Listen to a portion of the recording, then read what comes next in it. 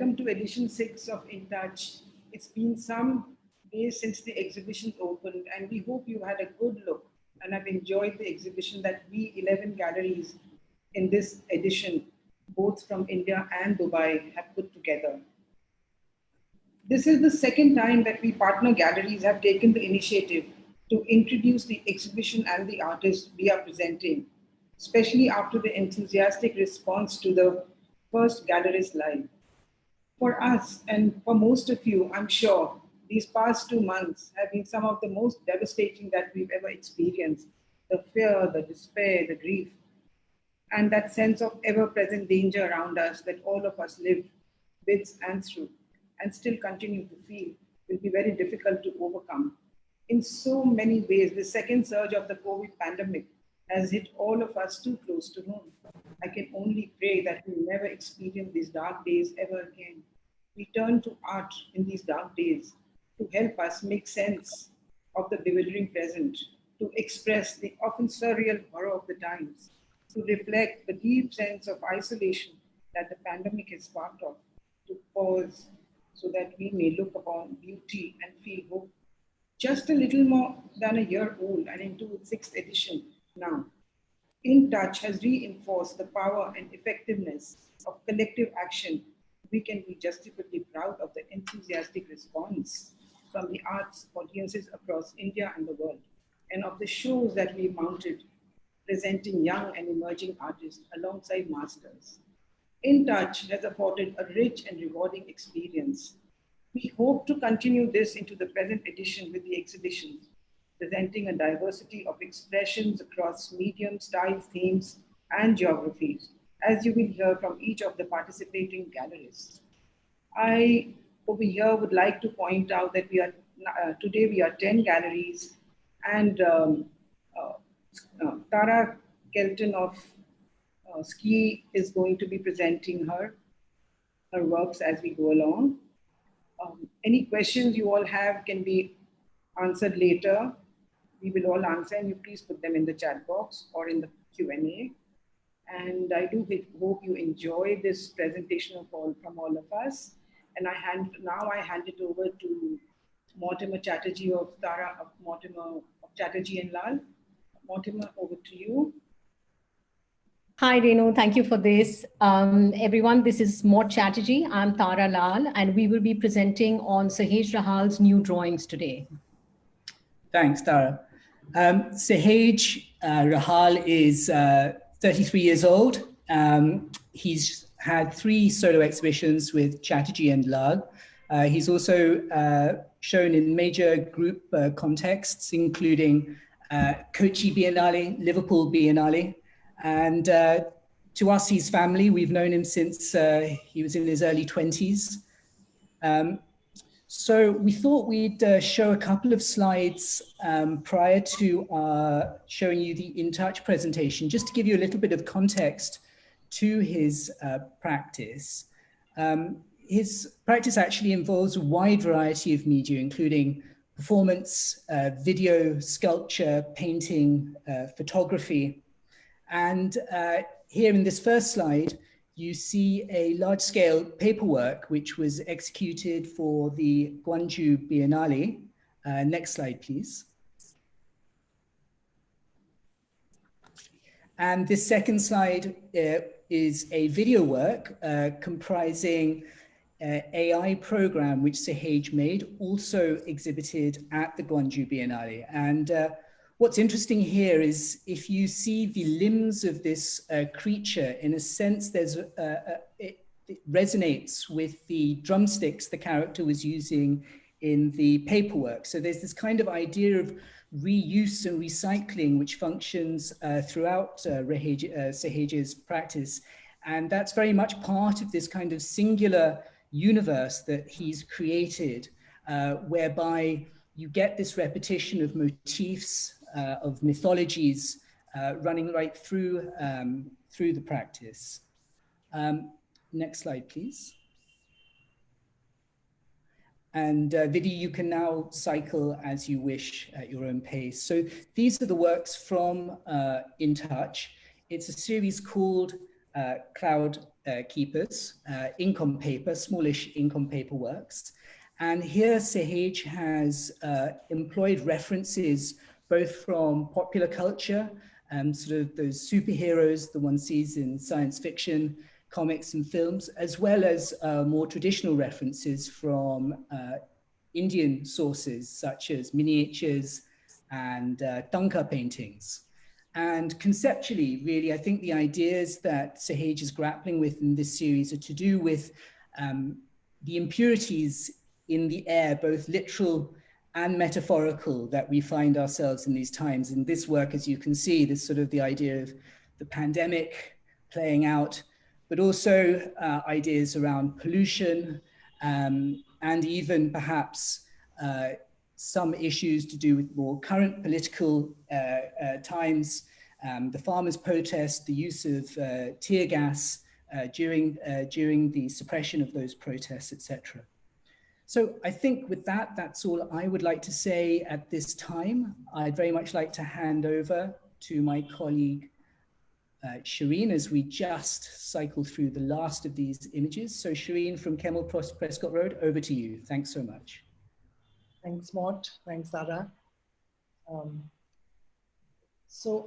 We start with two artists in this presentation called Ritesh Meshram and Ellen Talur, who engage in a careful dialogue with metal and found objects, investigating and responding to material qualities.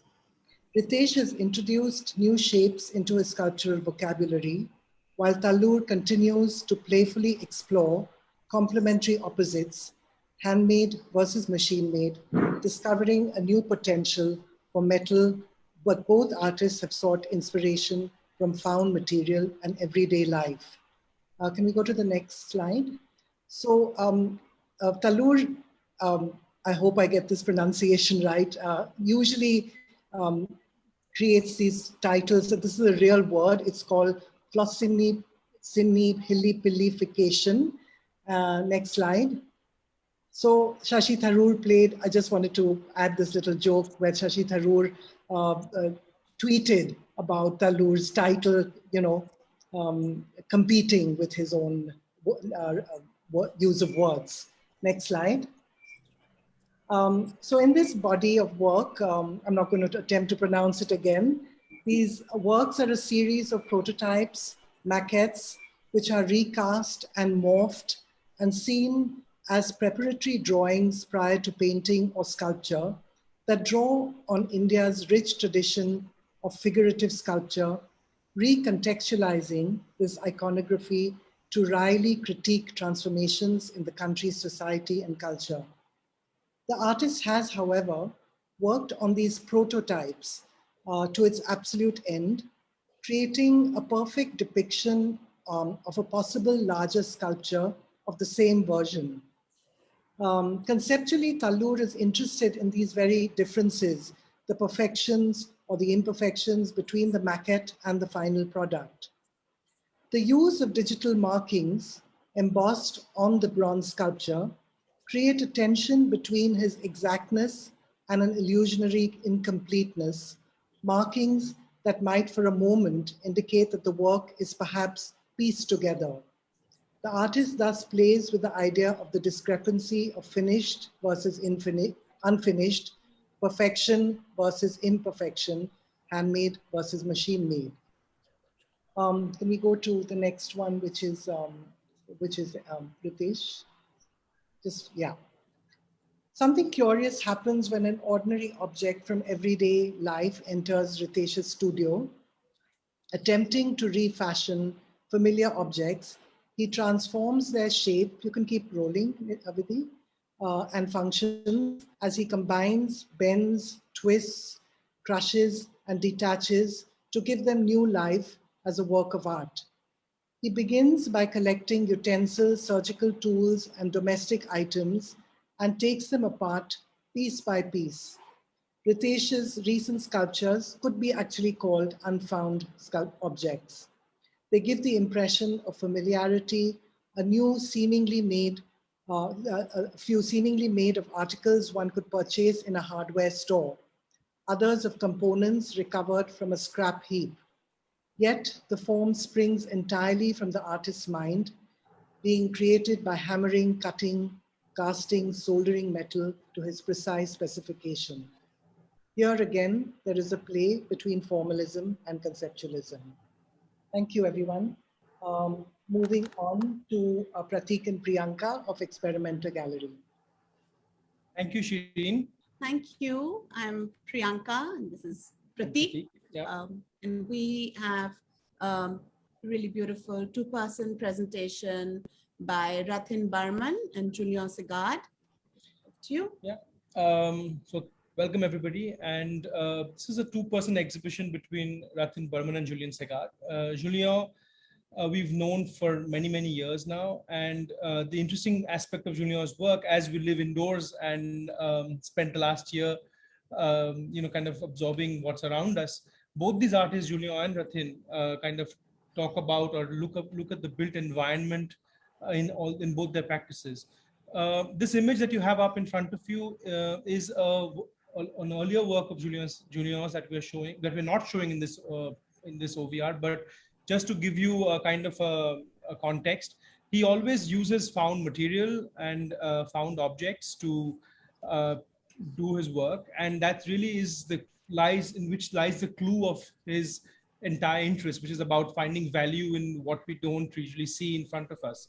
A lot of his work is about built structures. Yes, Vidhi, you can go to the next slide. These are usually made are in our sight every day, and as we live in the cities. But Julien is really interested in the underbellies of the unseen parts of the city. Coming from Marseille and living in Delhi for many years, and then shuttling between these two extremely different visual landscapes, his entire way of looking at practice and representation of where we live changes, and kind of is with we kind of encounter this kind of juxtaposition of the built and the natural environment. With you can keep moving on slowly to the next images. Yeah, as you can see, lots of material explorations in these works. Keep going. Next. Yeah, and then he also talks about these kind of spaces that he visits in the city. This one's called Firozpur. And they're kind of abstractions, but they're really about impressions that the city leaves on his view of sight. Move on, please. This image is a kind of an installation image of a body of work that the next artist we are showing in this presentation, Rathin Barman, is presenting. This is a suite of concrete works that he casts. We go to the next image, and I can talk about. And then he also employs a lot of these materials that are construction materials that he uses, especially from referencing with talking to people who have lived in homes and a particular kind of changing landscape of the urban environment, mostly using an anthropological tool to understand built and the history of how these structures were inhabited and how they continue to expand and change over time. They're really facets of these old grandiose homes that are in the northern part of Calcutta that are in different states of disrepair and occupation. And he kind of establishes like friendships with people who live in these homes in different ways. And he builds a memory of these homes through their retelling of the memory of the structures that they were built. Yeah, they're essentially material practices in both, and we're kind of approaching this exhibition from two different practices, and they kind of explore our built environment in the cities that we live in. That's it from me. I will now hand it over to Ranjana Steinrucker of Gallery Michindani in Steinrucker to take us through her presentation.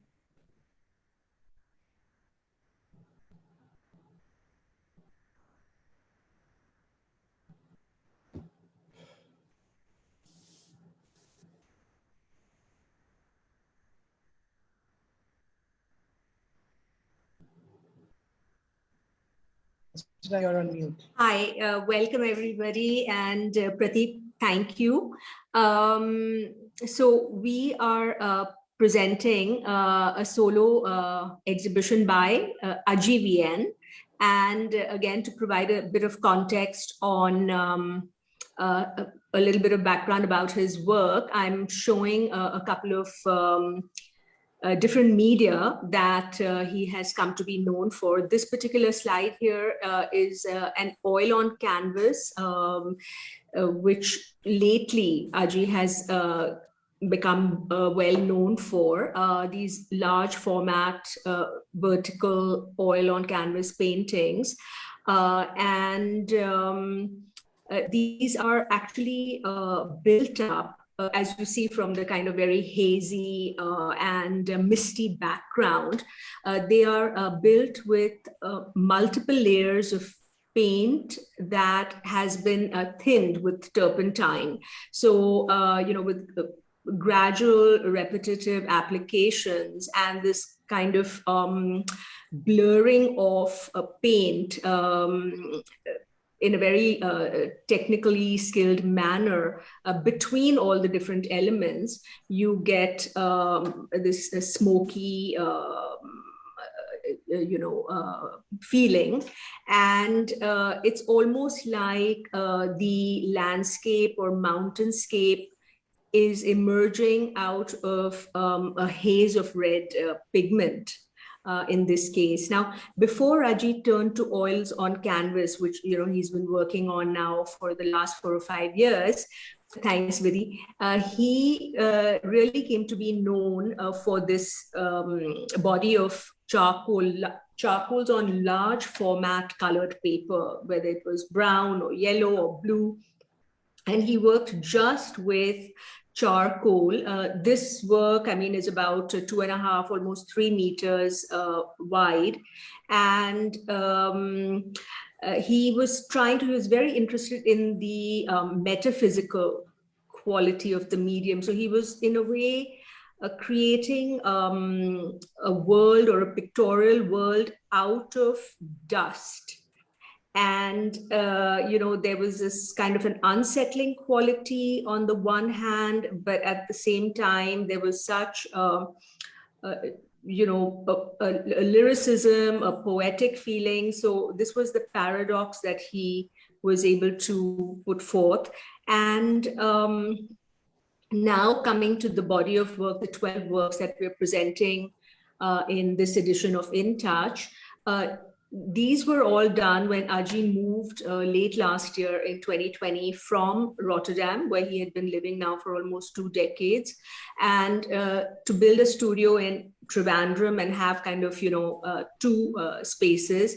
And at that time, coming right into the thick of the lockdown and being in quarantine, once he could get out into an unconfined space, he headed for the seashore, being a Keralite, and he kind of looked to bring both his preoccupations, one with oil on canvas and the other with charcoal on paper, with these small works, working with red chalk. And again, being concerned with how the fine grain of the medium gets incised into the paper, and in some areas it gets very dense, and in other areas it's just very, very fleetingly applied. So you have the density that comes with the darkness and the light that comes with the openness, and the 2 of them create this, feeling of awesome space, even though these works are really intimate in scale. They're something like the sheet size is 8 by 5 inches, and framed they're larger, but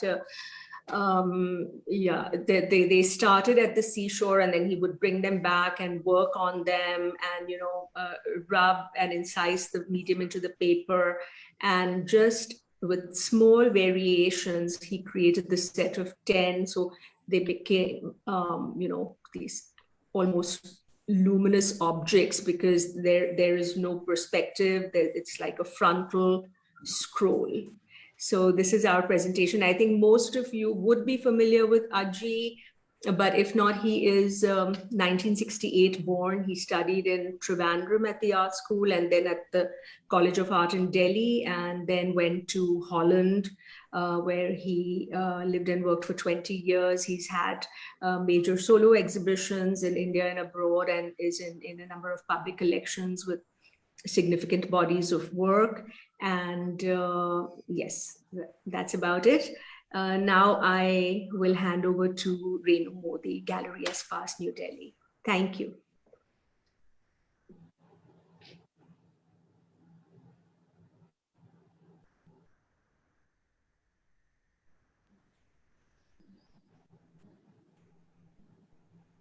Thank you, Ranjana. We present, Vidhi, could you start? We present a suite of 12 watercolors by Amit Ambalal. Amit is amongst our senior most artists today and has been associated with us for nearly 3 decades now. I mean, his first solo at Espas was in 1992. The Yogi and the Elephant is what the whole series is titled. It's based on a recent incident widely publicized in the media involving a saffron-clad figure who was doing yoga on the back of an elephant and fell off. Amit, with his usual style, the incident sparked Amit's imagination. Amit has always in his art focused on human behavior. He's a witness to the drama of human interaction and follies. This incident with the yogi and the elephant was a dramatic one and also involved animals. Animals have always interested Amit. Animals appear frequently in his work. Through them, the artist often expresses human expressions and emotions. Actually, paradoxically, Amit never meant to show these watercolors. He was just doing it just for his own enjoyment. When I saw them, I said, they must be shown. Amit actually said to me why he did was just to explore the many possibilities of the visual narrative that the incident presented. This is what gives these works their expressive, Amit's works is always very spontaneous, the fluidity of his brush strokes, their playfulness. As he always said, that I gossip with my work, I chit chat with my work. He plays around with the figures of the yogi and the elephant, interpreting it visually in multiple ways. Each time doing something a little differently, presenting a slight twist in the narrative. As you can see, when I hope, it's not too fast, the narrative keeps on changing in his works and different people interpret his works differently. This is what he actually intends to do. They're open-ended. And this is another important aspect of his practice. Amit says he does not create consciously, does not have a certain image or formal structure in mind when he begins painting. He does not visualize the end. He says his works are lucid, straightforward, and transparent. And this makes them immediately comprehensible to almost everyone. His compositions have a simplicity much like the Pitchwise, which have been a very important influence on his works throughout his career. Like Hussain always loved his works, and he always said to me, or even to Amit, that his works remind him of Bosch, the Dutch painter of the 13th, 14th century. Amit has been collecting and researching Pitchwise for many decades, and is the author of the seminal book, Krishna Ashri Nathji, Rajasthani Paintings from Nathadwara. His engagement with this genre of traditional devotional paintings had a deep impact on his own practice, especially in the way he uses pure color, which he says it's very difficult because it's hard to work out the proportions. The geometry of forms is very important for Amit, the creation of a magnetic field in which everything comes to life. He looks at life and all his art as Leela, the divine play. I have that much to say, and now I would like to pass it to Gallery IVDE, to Isabel of Dubai. Thank you. Thank you very much.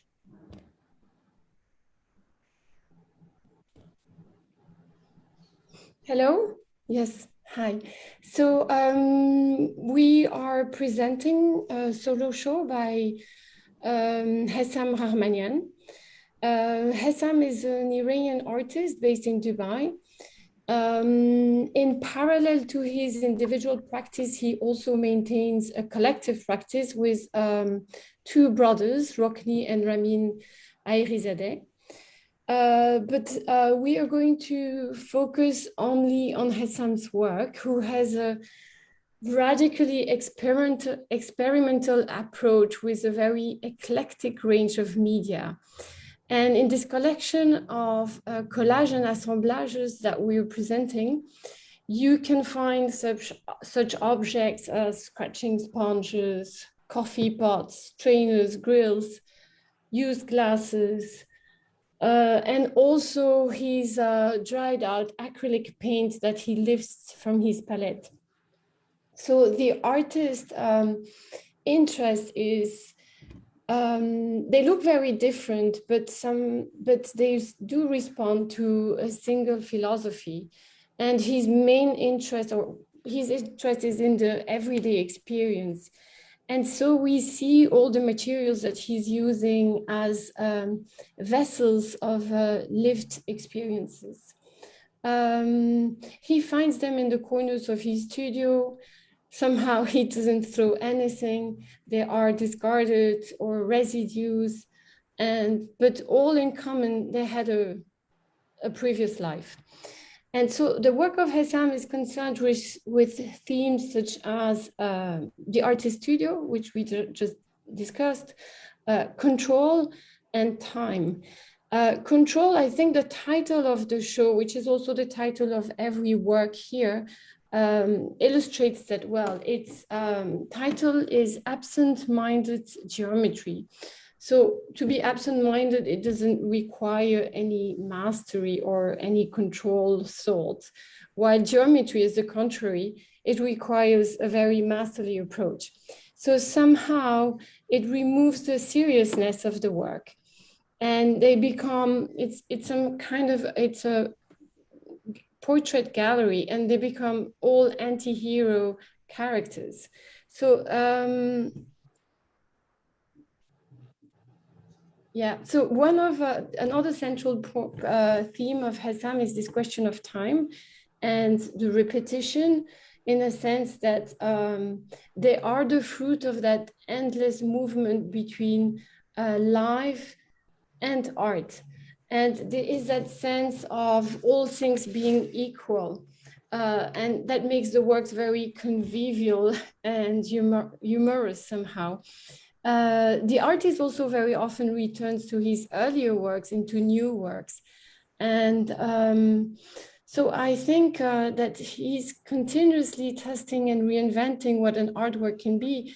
And his medium, I mean, his collage and assemblage have that very nature that they confront things that really have nothing to do with each other, very, opposite realities, and they create this unpredictable confrontation and new narrative. So this, I would say, concludes my presentation of the work by Hessam.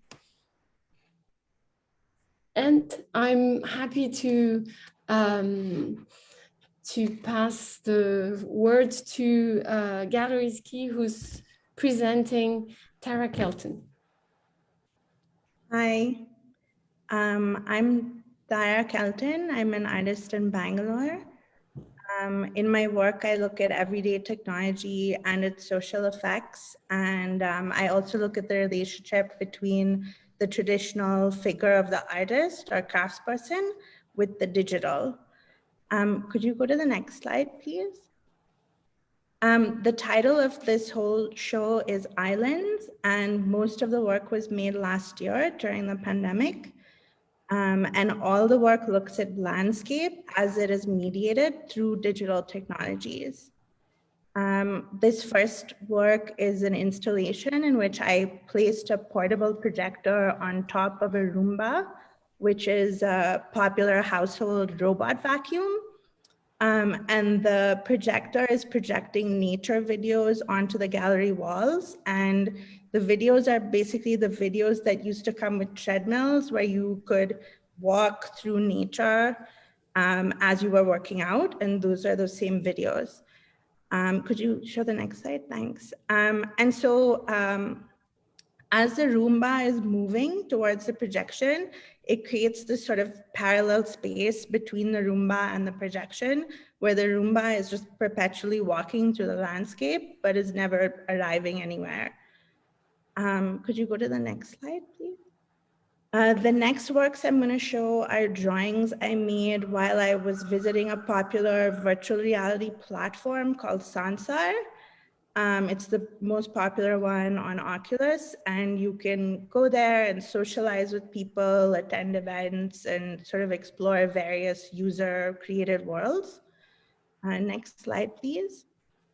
So I basically made all these drawings in this world while wearing the VR glasses. So I can't actually see the paper in front of me. And I was just blind drawing everything I could see.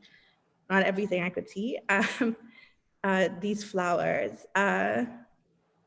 I started with landscapes. I was interested in how we spend all this time in digital worlds now, and there's no physical trace or physical artifact of human activity, the way there used to be like ticket stubs or receipts. And so I wanted to make these recordings of the time I was spending in VR.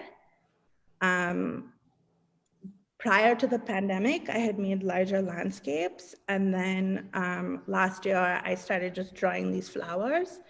The material is actually a vinyl. It's this kind of artificial plastic surface. And it's paint marker that kind of sits very flat on the surface.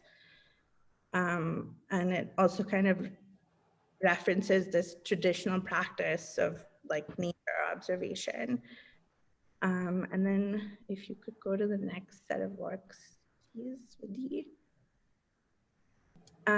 This last work is called Islands. It's a set of 5, but there's 3 here. I also produced this during the pandemic, and it follows from work I've done previously with different types of digital labor. And I have a continued interest in the aesthetics that emerge from digital platforms and the artists who work with these platforms, artists or technicians. Could you go to the next, please, Vidhi? And so I basically commissioned a 3D studio to make these islands using elements from their 3D libraries, like their software libraries. And the studios I worked with usually make corporate real estate renderings, like plans for IT parks or gated communities in Bangalore. And yeah, that's it. Thank you. And now I'll pass it to Peter Nagy from Nature Mart. Thank you, Tara. Everyone can hear me? Okay. Hi, I'm Peter Nagy from the Gallery Nature Mart in New Delhi. And we, for In Touch 6, we are showing an artist's works that we've actually never worked with before. This is the first time we're showing the work of Mr. R.M. Palaniappan. Even though he's not a young artist, Mr. Palaniappan was born in 1957. That makes him 63 years old now. And he lives and works in Chennai. And he was very visible, his work was very visible in India more in the 90s. His practice in the 80s and the 90s was all centered around printmaking. Even though those prints were always used as the starting point for works, he later added on with additional drawing, painting, and collage elements to create one-of-a-kind works. And those print works were very much in the tradition of conceptual art in the sense that they were densely layered with information and almost relating to, say, urban archaeology and things like that. Those works were widely shown in India in the 90s. He had exhibitions at Art Heritage in Delhi. He has shown a lot in Chennai, more in Mumbai, and actually very little in Delhi. At the beginning of this century, in the aughts, he pulled back from the type of prints he was making, and he concentrated more on drawings and investigating lines specifically and line work. And that led to this body of work that we're showing on In Touch now. The show that we have up in the gallery now actually is a bit of a survey. It goes back, we have work works going back to 1980, some of the older prints. So you can see those on our website. So that's a 40-year survey. For In Touch today, we are just showing the current work that he's doing. These paintings he's been working on since 2018 and continues to work on. And as I said, they are really investigating line, and he sees them as really mapping how both people and objects move through time and space. If you look at the older prints, these are much more reductive, much more minimal than the older prints. Even the older prints even had a lot of language going on to them. Now we're dealing with purely abstract work, but there's still a complexity to it. There's a layering of elements. And if you also go back and look at the older prints, you will see elements from those, his way of dividing the space, creating parameters for the space, marking out the space, and that really comes from the print work into the newer paintings. And in such works like this, you can see the way the canvas is blocked out into different zones, and then the line work sort of interacts with each other and moves through these different zones. I think what's actually marvelous about these works is, first of all, the subtlety of the color. They appear at first glance to be monochrome, but the more you look at them, you realize there's a lot of subtle color going on. And with the shading of the line work, he actually brings a three-dimensional sense to the flat line work. And the work, and I think that heightens this feeling of lines or objects or people, again, moving through not only space, but also time, and as they change over time. So there's this wonderful sense of color. Can we go back and see the other ones again? Or I'm stuck. If we go backwards, you'll see that the colors are actually, they're very subtle, but in real life, extraordinarily rich and layered, and quite masterful the way he uses the color. And with that, I'm going to now introduce the ladies from Shrine Empire Gallery in Delhi, which has just celebrated its 10th anniversary. We're almost in our 12th now, Peter. But thank you. Yes. But thank you so much. Good evening, everyone. Thank you for joining in. Shrine Empire is displaying pages from Bahran Ijlal's visual diary that chronicles her lockdown experience.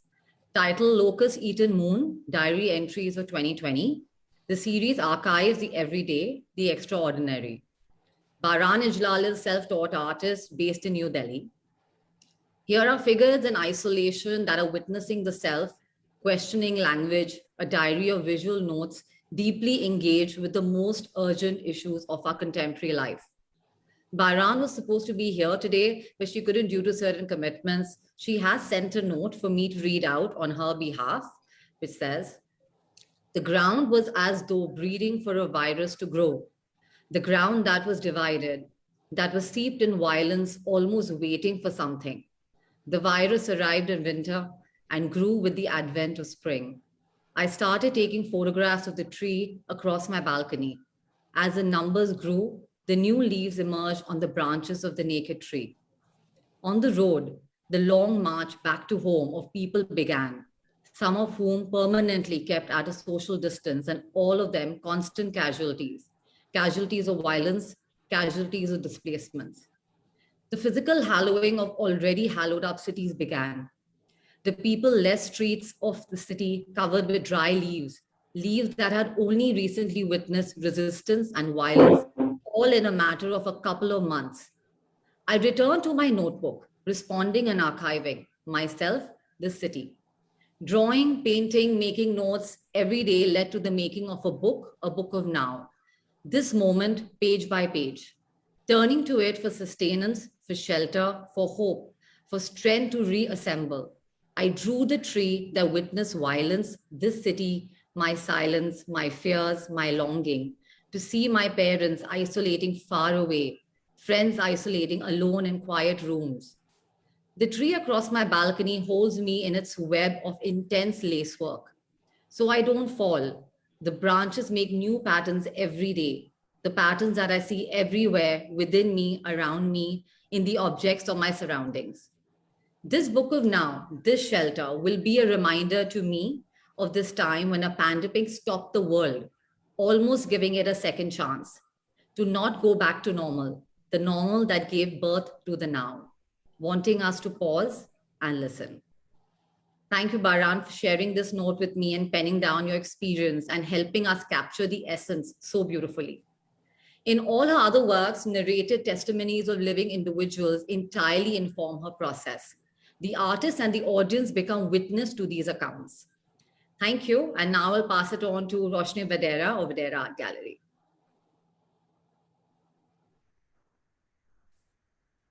Thank you so much. Good evening, everyone. Thank you for tuning in today. I'll be speaking on Gigi Scaria's presentation called No Stone Unturned. The title reflects to the time that we are living in and human behavior and how we continue to relentlessly exploit our planet's resources. Personally, for Gigi, it also reflects the continuity of his own artistic practice and the themes that he has been working with. Gigi's always responded to environmental concerns, social and political issues. So while every artist would naturally respond to the times we are going through, considering his existing preoccupations, it's not something that he was necessarily attempting to portray in this body of work. He's always been interested in human behavior and our need for power and what happens to the environment as a result of that. The images show various dystopian landscapes. The focus is on man-made calamities and devastation that we are creating and thus experiencing. Vidhi, if you could just take it back to the canvas image in the beginning. The first image, please.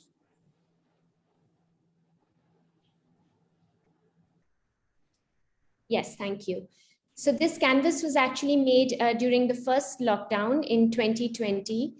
Gigi's architectural landscapes rarely have the human form, but here he's placed one to show the confusion of being on crossroads on what direction to take, metaphorically speaking.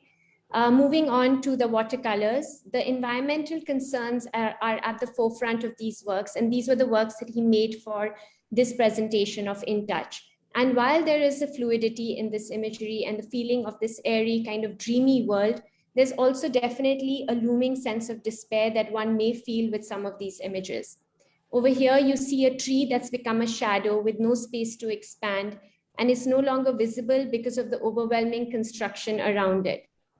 Land that is being taken away with the excess of construction, and an isolated home where the image seems to be just peeling off different layers of the Earth's resources.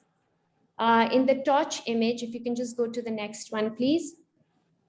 The next one, there is this kind of feeling of a closed and claustrophobic space. And even though there is a bit of the sky that's showing on top, giving a sense of an opening, but there's also a sense of what we are missing. Symbolically, we can also connect that to what's happening right now, what we seem to be, the way we seem to be looking at an immediate reality and not looking at the larger environmental picture while being in our indoor spaces. The next one is actually one of my favorite works. Next slide, please. It has a romantic kind of, sorry, the previous one. It has a romantic resonance of a message being sent in a bottle. And at times it may be a cry for help or someone looking for a connection and an expectation for a stranger to find that connection, a need to tell our stories and share our memories in this increasingly artificial world.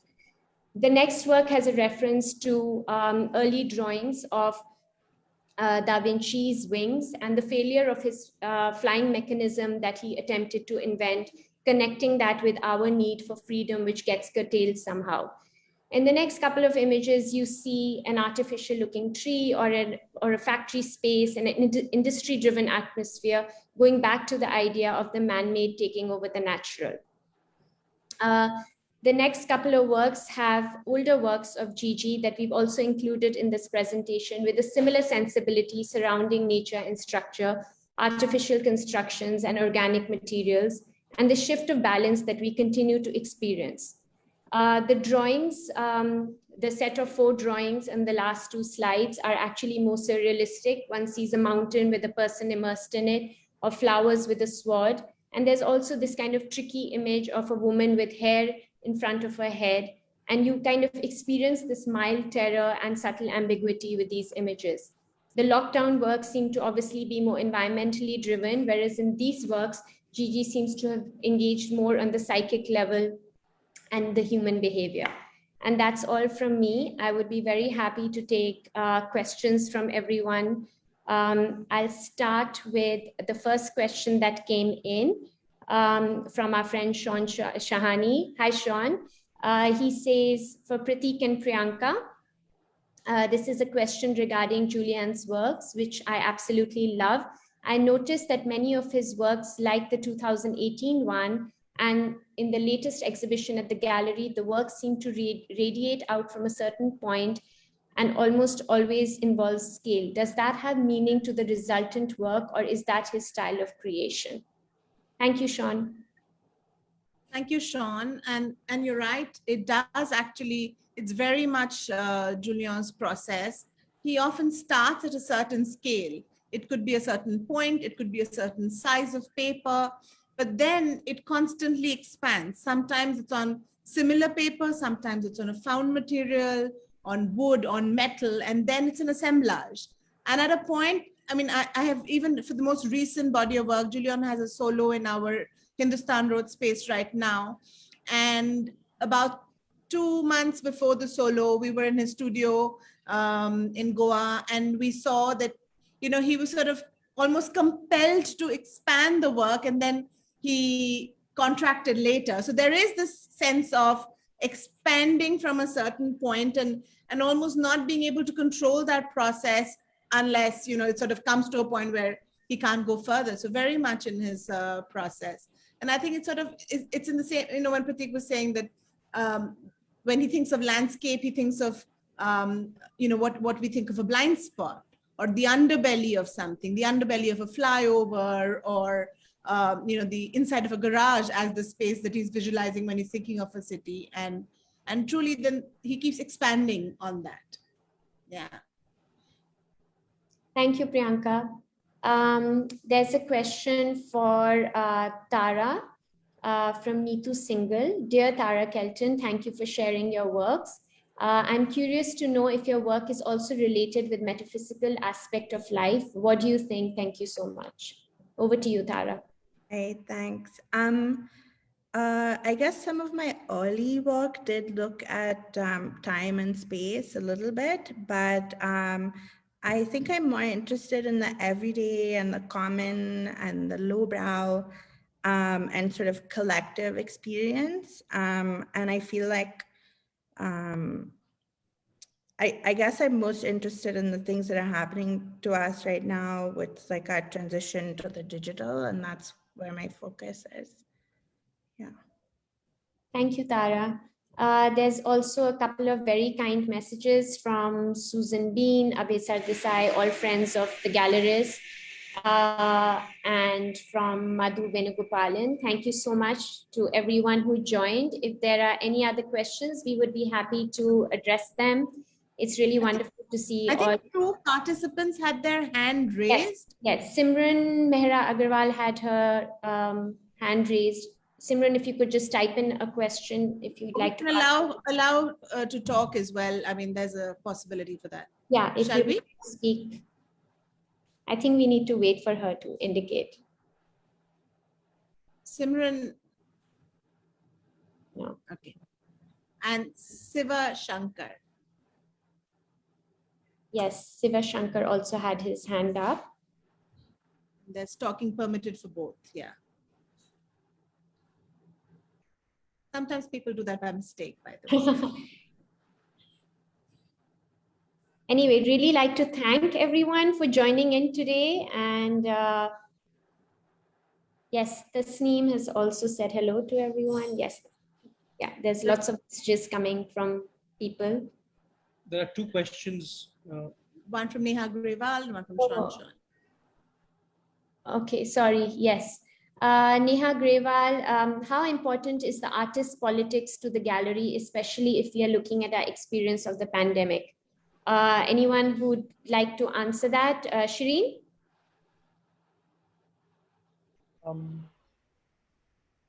I mean, not in reference to what I'm showing right now, but I think all of us have strong points of view.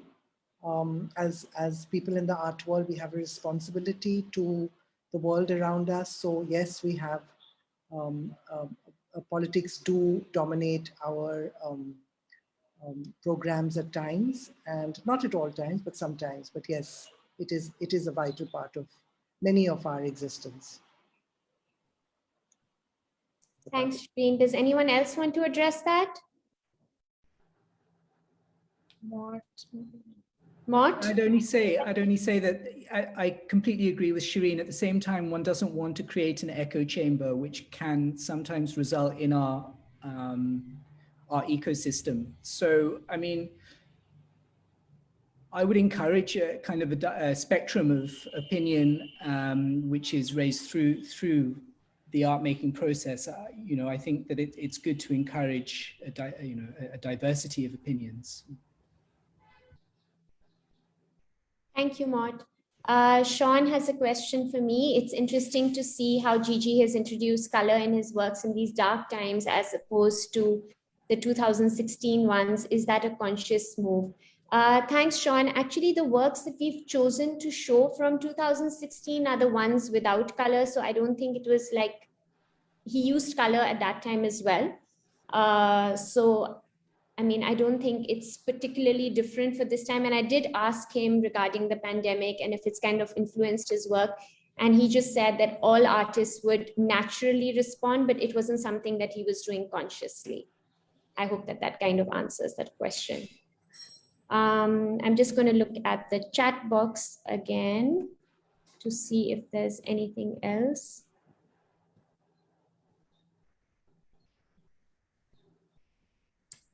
I think we are done. Thank you, everyone.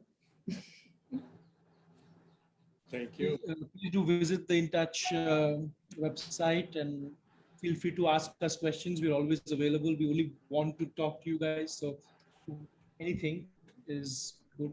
We're all locked in. So whenever you guys want to. Oh, there are some questions in the. Oh, we got more questions.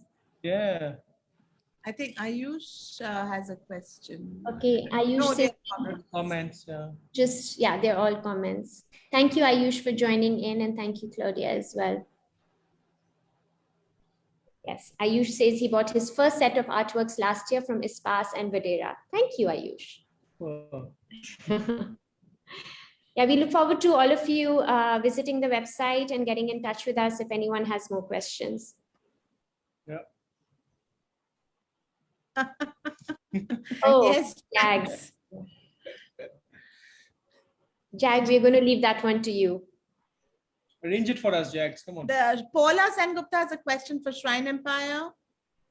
Yes. Paula asks, is the work you showed in a book format? If yes, what is the format? And Ahita, could you please address that?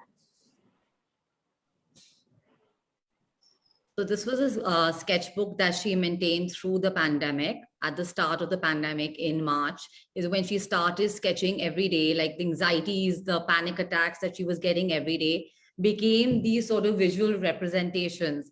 And it is in a form of a book, which has now sort of, we've taken out those pages and framed it, and hopefully they're going to be in lovely collectors' homes.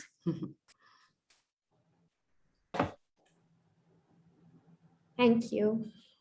I don't know if I should say bye again. I've said bye 3 times. Should we give it a minute?